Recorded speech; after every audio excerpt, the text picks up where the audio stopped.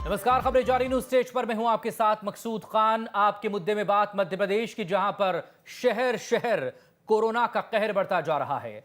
अब पिछले 24 घंटे में रिकॉर्ड 3,998 नए कोरोना पॉजिटिव सामने आ गए हैं मध्य प्रदेश में। हालात ये कि मुख्यमंत्री शिवराज सिंह चौहान खुद सड़कों पर उतरकर लोगों से सावधानी बरतने की अपील कर रहे हैं। कई जिलों में नाइट कर्फ्यू और संडे लॉकडाउन लगा हुआ है, लेकिन हालात सुधर नहीं रहे। आज चर्चा इसी मसले पर हम करेंगे कि संडे लॉकडाउन और नाइट कर्फ्यू से भी आखिर बात क्यों नहीं बन रही। आम लोग कोविड प्रोटोकॉल को लेकर आखिर जागरूक क्यों नहीं हैं। क्या कोरोना को हल्के में लेना अब जाकर भारी पड़ रहा है। मौत के आंकड़ों पर आखिर फर्क क्यों दिख रहा है, यह भी एक सवाल है कि आंकड़ों में कोई हेराफेरी की जा रही है। तमाम खास लोग इस वक्त हमारे साथ जुड़े हुए हैं बात करने के लिए इस अहम मुद्दे पर। हेल्थ एक्सपर्ट डॉक्टर प्रमोद नीमा जी आज हमारे साथ मौजूद हैं। बीजेपी की तरफ से दुर्गेश केशवानी जी हमारे साथ हैं। कांग्रेस की तरफ से डॉक्टर अमीनुल खान सूरी। आप तीनों का बहुत स्वागत है। आगे आपसे बात करेंगे कोरोना पर, प्रदेश में बिगड़ते हालात पर, लेकिन पहले ये रिपोर्ट।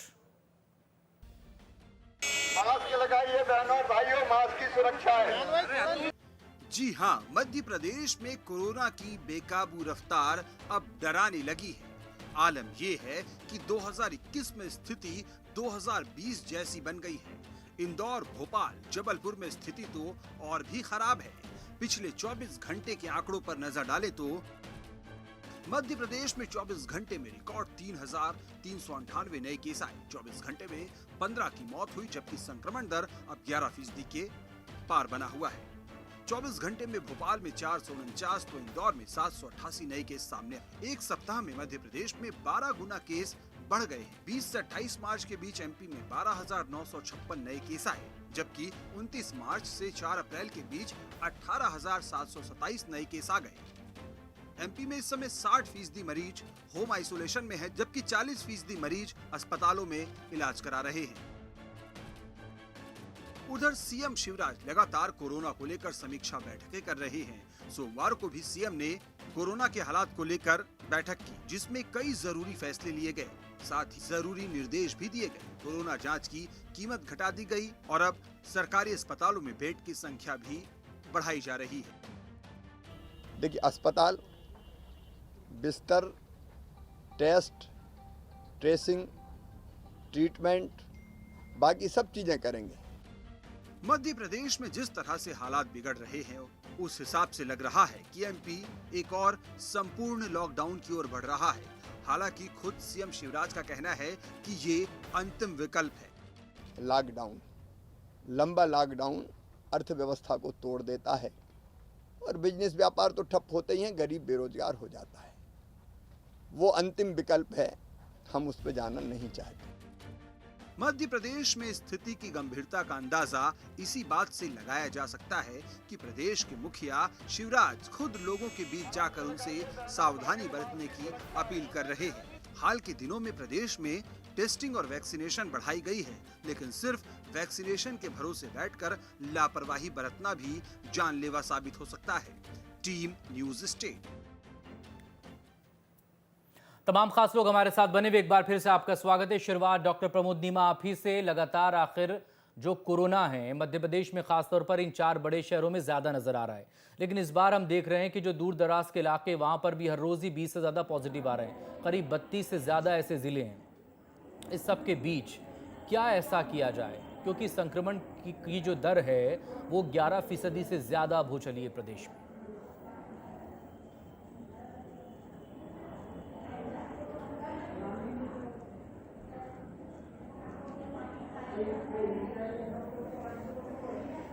डॉक्टर नीमा, मेरी आवाज सुन पा रहे हैं आप? चलिए, डॉक्टर नीमा से हम बात करने की कोशिश करेंगे। दुर्गेश केशवानी जी, 3,398 नए पॉजिटिव केस, करीब 3400 इसे हम मान लेते हैं। 22,000 से ज्यादा एक्टिव केसेस हैं। हो क्या रहा है? नाइट कर्फ्यू लगा दिया गया, संडे का लॉकडाउन भी हो रहा है, लेकिन इसका असर क्यों नहीं नजर आ रहा?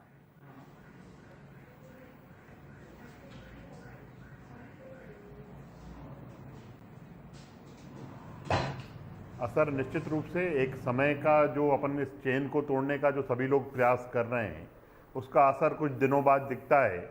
और इस बारे में मेरे को लगता है कि डॉक्टर नीमा और अच्छी तरह से बता पाएंगे पर जो सरकार की तरफ से जो व्यवस्थाएं, सरकार की तरफ से जो चिंता, सरकार की तरफ से जो प्रयास किए जा रहे हैं, वो सार्थक प्रयास किए जा रहे हैं।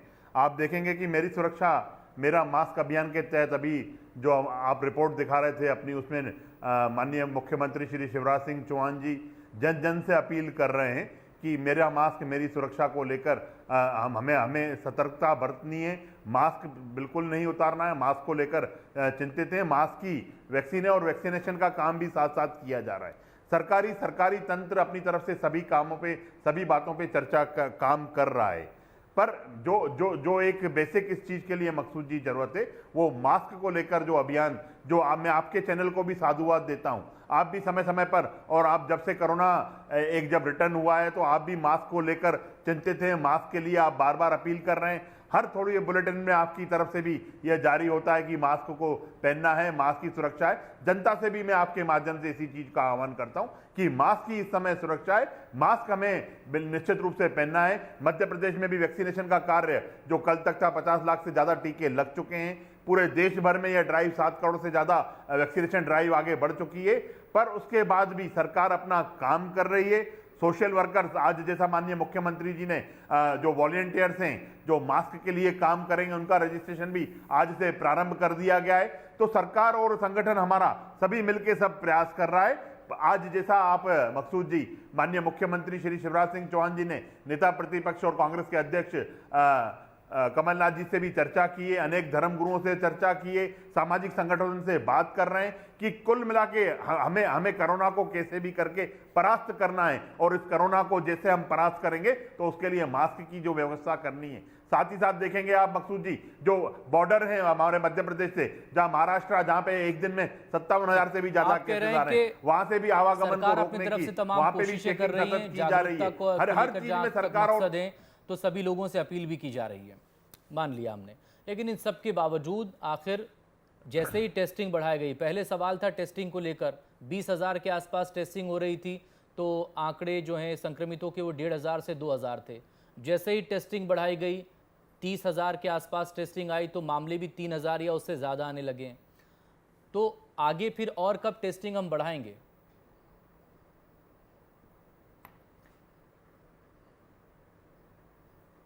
देखिए मकसूद जी, टेस्टिंग प्रॉपर सभी जगह, सब जगह चल रही है। हर आदमी जो सिम्टमेटिक है, जो उस तरफ से सिम्टम्स से ग्रसित है, वो अगर पहुंच रहा है तो उसकी जांच की जा रही है।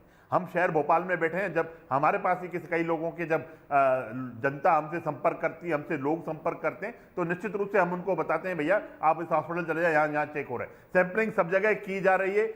चूंकि एकदम ये एक हाइट पे आके आ गया है, उसको रोकने के जो हर संभव प्रयास है वो सरकार कर रही है। सरकार मेडिसिन की तरफ भी हम कर रहे हैं, और साथ ही साथ जो मास्क है और वैक्सीनेशन है, सभी फ्रंट्स पे सरकार कार्य कर रही है। ठीक, डॉक्टर सूरी, सरकार हर फ्रंट पर काम कर रही है, लेकिन उसके बावजूद कोरोना का संक्रमण बढ़ रहा है लोगों की गलती से।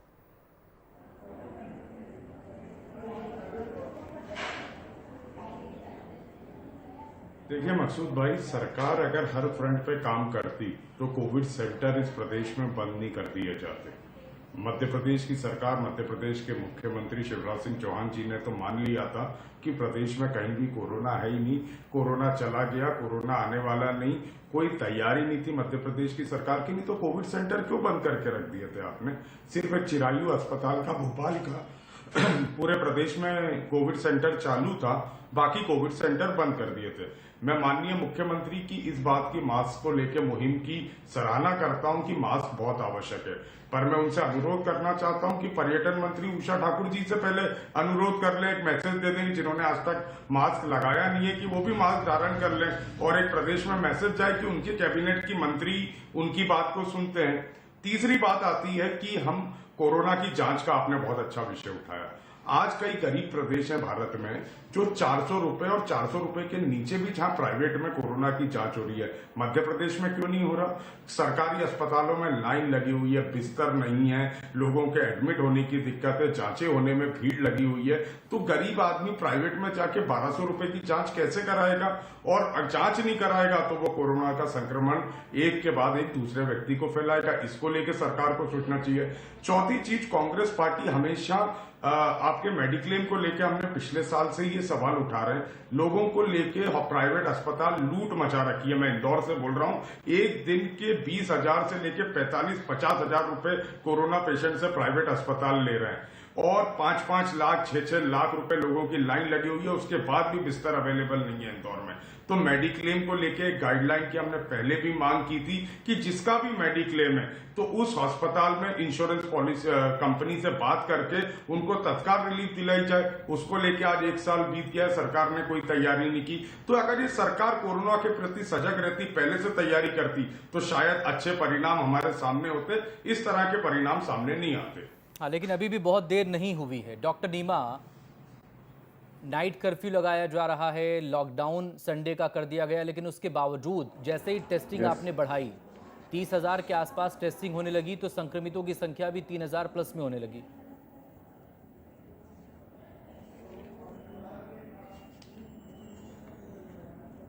हेलो जी डॉक्टर नीमा प्लीज। मकसूद जी,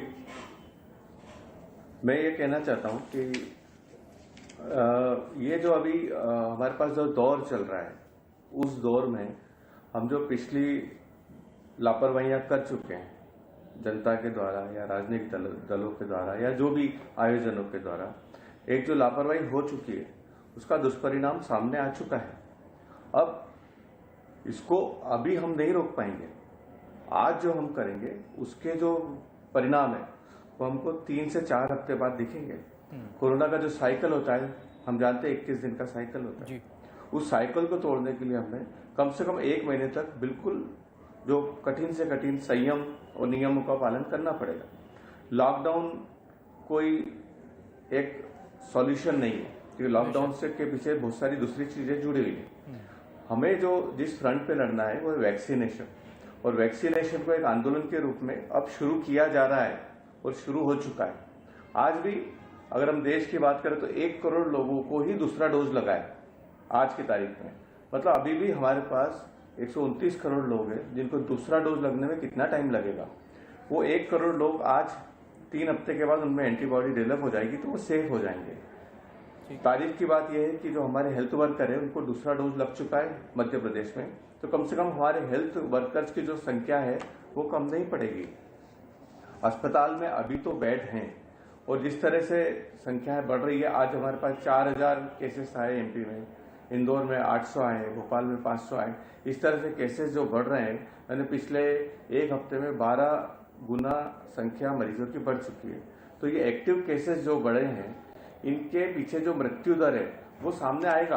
आप उसको 1% या 1.5% जो भी हमारे यहाँ देश में बहुत कम, लेकिन उसको लेकर भी तो जो आंकड़े, उस पर एक सवाल है ना डॉक्टर नीमा, सामने फेस करना ही पड़ेगा। तो आज सरकारी आंकड़े हैं वो 1 या 2 दिखाते हैं मौत के, और बाकी जगहों पर जब हमारे भी संवाददाता पहुंचे थे, बाकी जब जगहों पर आप किसी शमशान घाट में या कब्रिस्तान में जाते हैं तो मार्च के महीने में अचानक से वहां पर डेड बॉडी का आने का सिलसिला अंतिम संस्कार के लिए बढ़ा है। वो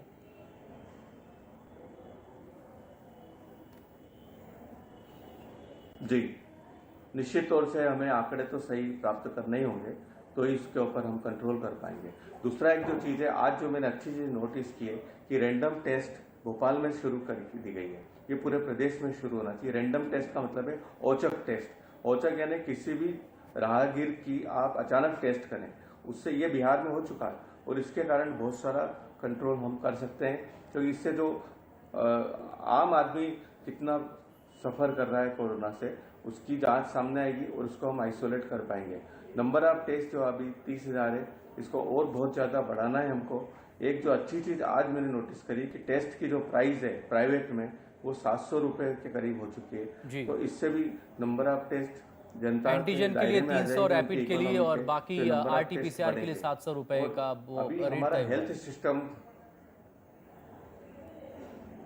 700 रुपए। हाँ, तो इससे हमारे टेस्ट बढ़ेंगे क्योंकि जनता जो पहले 4,500 से शुरू थी जांच, वहाँ 700 रुपए में आ गई। निश्चित तौर से इससे टेस्ट के नंबर बढ़ेंगे और इससे जनता अपने आप को आइसोलेट और क्वारंटाइन भी कर पाएगी। तो हम एक सुधार की तरफ बढ़ रहे हैं। पिछला जो परिणाम है, हम पिछले किए गए कर्मों के परिणाम भुगत रहे हैं। तो आगे हमको इसी प्रकार से वैक्सीनेशन को एक आंदोलन के रूप में अब लेना ही वैक्सीनेशन होगा। प्रोसेस तेज करनी होगी जितना दुर्गेश जी, होगा, वैक्सीनेशन उतनी प्रोसेस हमारी तेज जनता करनी से होगी, नंबर लेकिन ऑफ टेस्ट से वैक्सीनेशन बढ़ेंगे। के साथ साथ बाकी टेस्टिंग, ट्रेसिंग, ट्रीटमेंट ये भी जरूरी है। उस दिशा में हो क्या रहा है? देखिए, हम लगातार इंदौर, भोपाल, जबलपुर, ग्वालियर इसकी बात कर रहे हैं। यहाँ पर अस्पताल ज़्यादा हैं, यहाँ पर टेस्टिंग फैसिलिटी ज़्यादा है, लेकिन जो 2 टियर सिटीज़ है हमारी, या जो गांव के इलाके, वहाँ के लिए क्या स्ट्रैटेजी हमारे पास है? वहाँ हम कर क्या रहे हैं?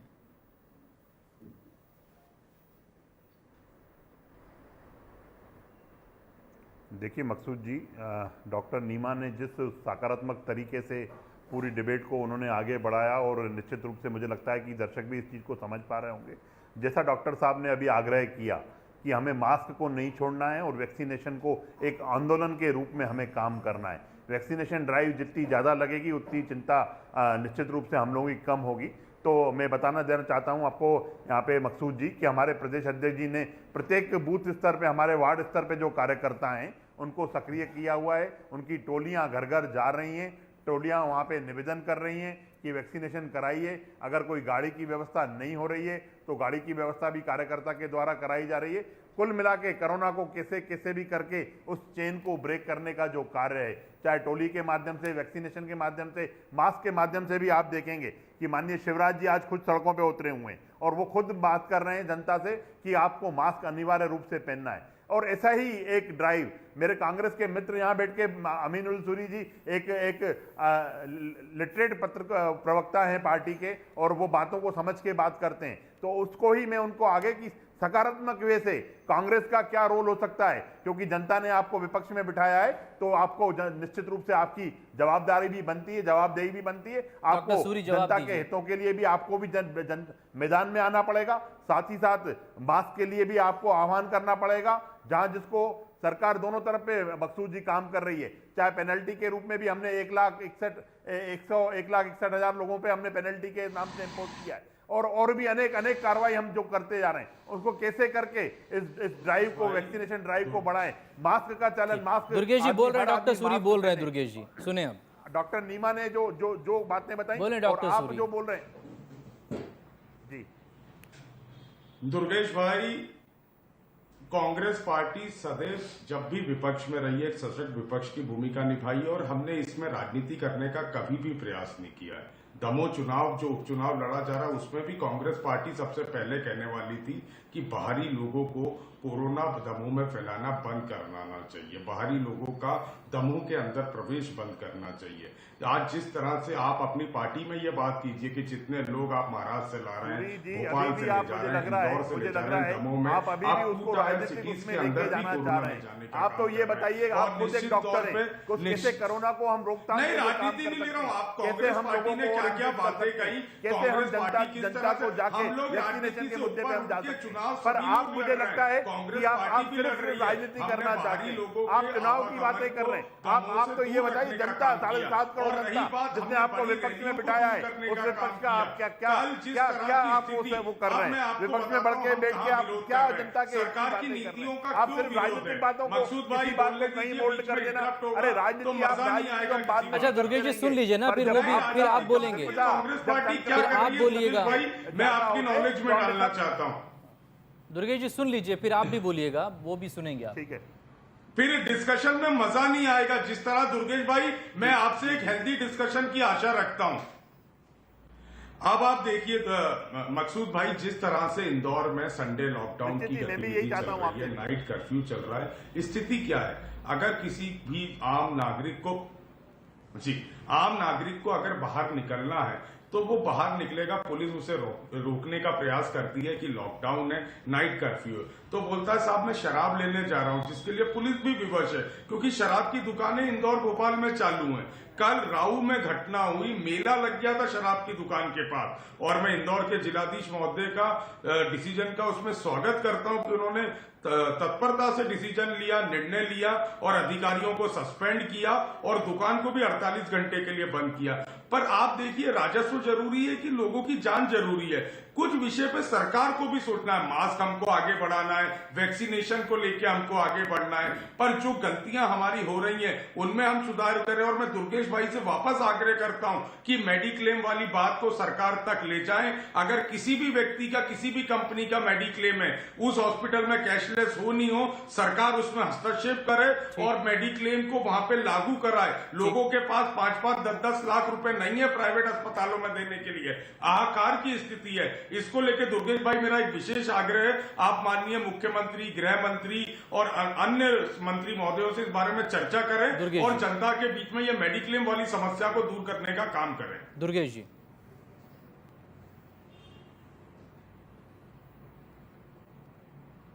देखिए मकसूद जी, सबसे पहले तो मेरे मित्र ने शराब की दुकानों की जो बात कही, एक तो जो वो राजस्व नीलामी वाला जो मामला होता है, नीलामी में जो शर्तें होती हैं उस शर्तों से सरकार भी बंदी होती है और सब चीज़ें बंदी होती हैं।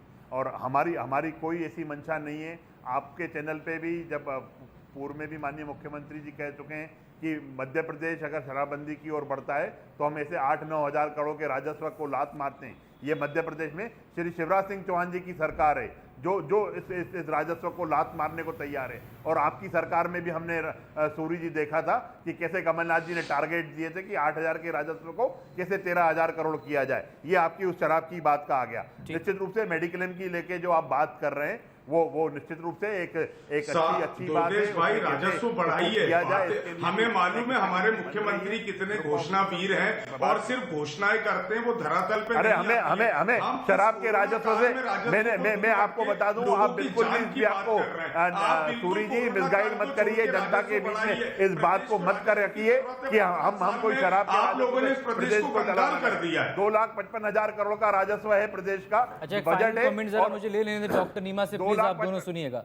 डॉक्टर नीमा, इंदौर में कोरोना वायरस के नए वेरिएंट की एंट्री की खबरें कुछ वक्त पहले आई थी। दूसरा डोज लेने के बावजूद 20 लोग करीब संक्रमित हो गए हैं, पॉजिटिव हो गए हैं। तो इस सब से कैसे निपटा जाएगा?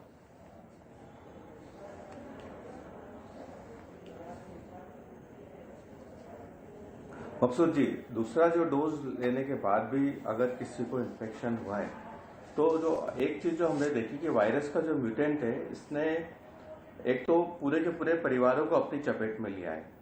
और एक चीज और नोटिस की गई है कि 20% से ज्यादा मरीज है, उनकी उम्र 20 साल से कम है, यानी यंग जनरेशन और बच्चों को इसने अपनी चपेट में लिया है। तो नया म्यूटेंट जो वायरस है, म्यूटेंट वायरस है, उसने यंग जनरेशन को अपनी चपेट में लिया है।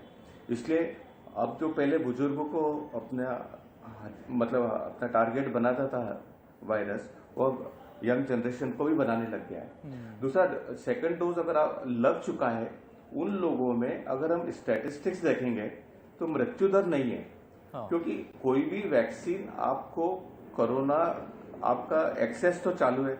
अगर आपने मास्क नहीं लगाया है, अगर वैक्सीन के बाद अगर आप मास्क नहीं लगा रहे, तो कोरोना आपकी नाक या मुंह तक पहुंचेगा, पर किसी हालत में भी वो बॉडी के अंदर आपके फेफड़ों को, यानी कि आपने वैक्सीन लगाई हो या फिर वैक्सीन ना लगवाई हो, मास्क जरूर आप लगा कर रखें। मास्क लगाएं, सोशल डिस्टेंसिंग का पालन करें, तमाम जो गाइडलाइंस है कोरोना की उसको लेकर ध्यान रखें। बहुत शुक्रिया आप सभी लोगों का इस मुद्दे पर बात करने के लिए।